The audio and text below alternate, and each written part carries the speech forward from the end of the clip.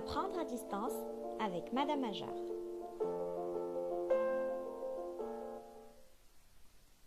Bonjour les enfants, vous êtes prêts pour commencer cette nouvelle semaine de travail?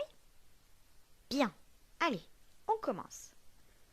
Aujourd'hui, nous sommes lundi 18 mai 2020 et on va faire de la lecture.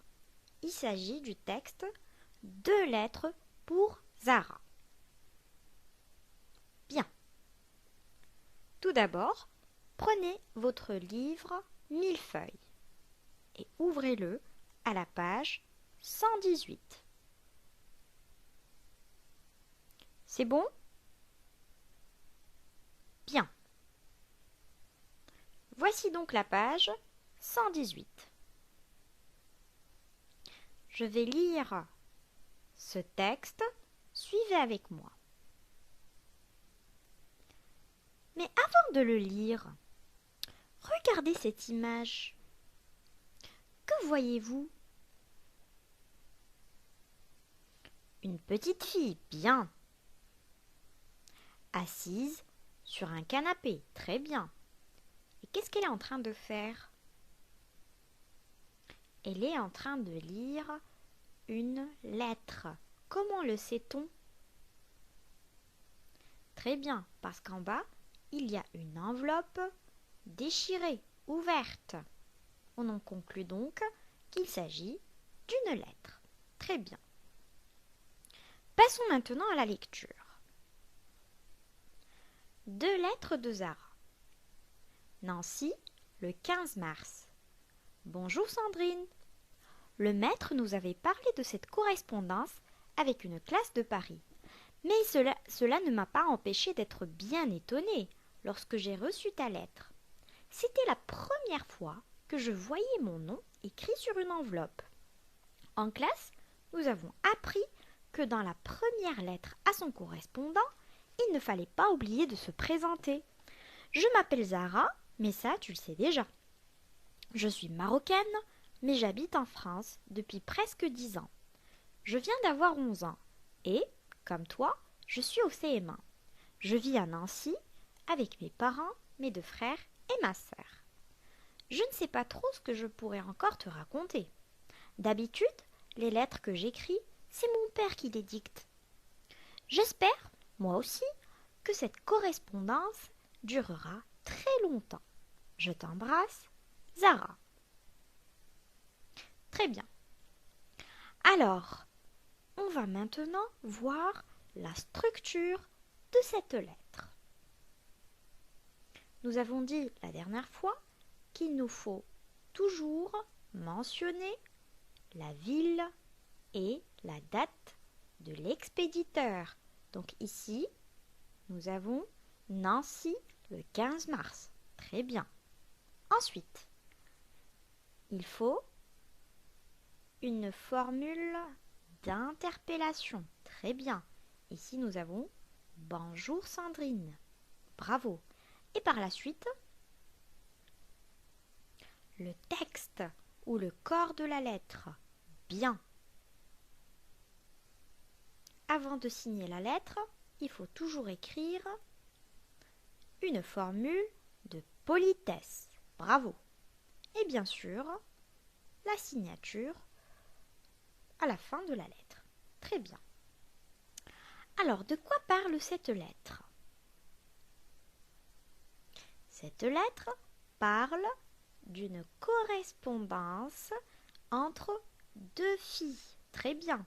Sandrine et Zara. Bravo. Et il s'agit ici d'un projet de classe. Comment le sait-on? Parce qu'ici, nous avons le maître. Le maître nous avait parlé de cette correspondance avec une classe de Paris. On en déduit donc qu'il s'agit d'un projet de classe. Bien. Quelles sont les informations que nous avons sur l'expéditeur, c'est-à-dire la personne qui a envoyé la lettre? Donc nous avons « Je m'appelle Zara », très bien. « Je suis marocaine, mais j'habite en France depuis presque 10 ans. » Je suis au CM1, je vis à Nancy avec mes parents, mes 2 frères et ma sœur. Et je viens d'avoir 11 ans. Très bien.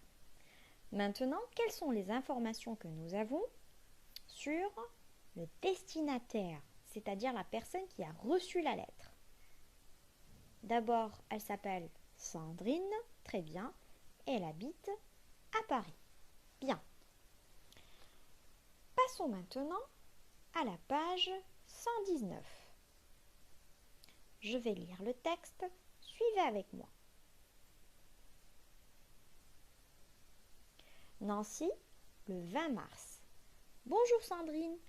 Lorsqu'à midi j'ai trouvé ta lettre dans la boîte, j'avais envie d'y répondre tout de suite. Je n'en pouvais plus d'attendre ce soir. Le moment où les autres seraient au salon, autour de la télé, pour être enfin seule dans la cuisine, tu m'écris que tu regrettes de devoir partager ta chambre avec ta petite sœur, que tu trouves ennuyeuse et collante.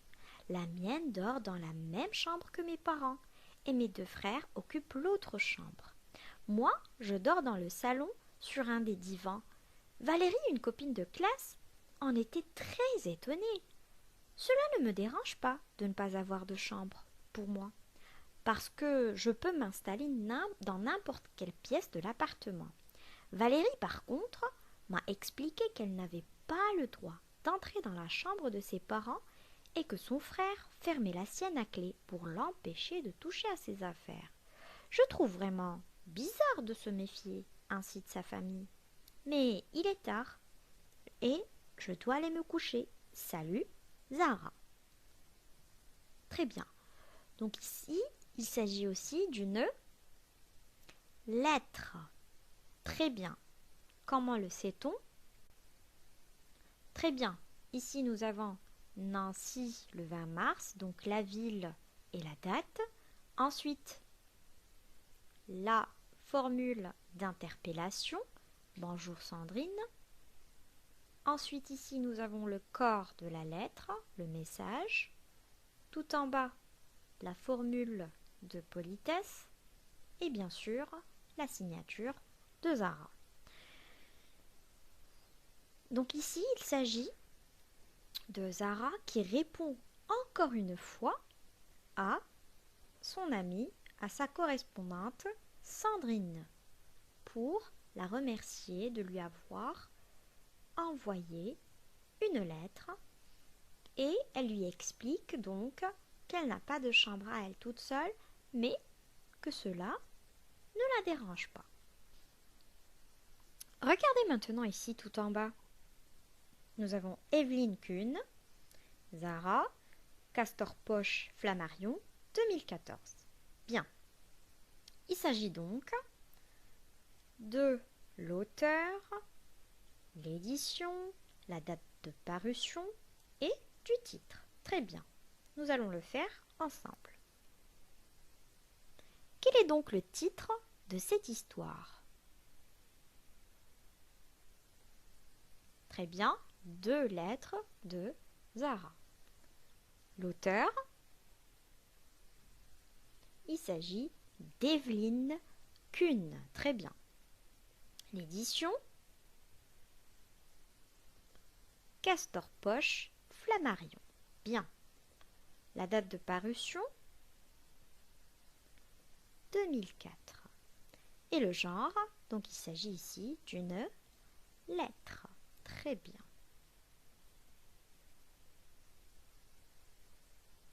Vous allez maintenant répondre aux questions de compréhension. Donc la question 1, 2, 3 et 4 de « Je comprends bien le texte ». Et vous allez le faire sur votre cahier d'essai.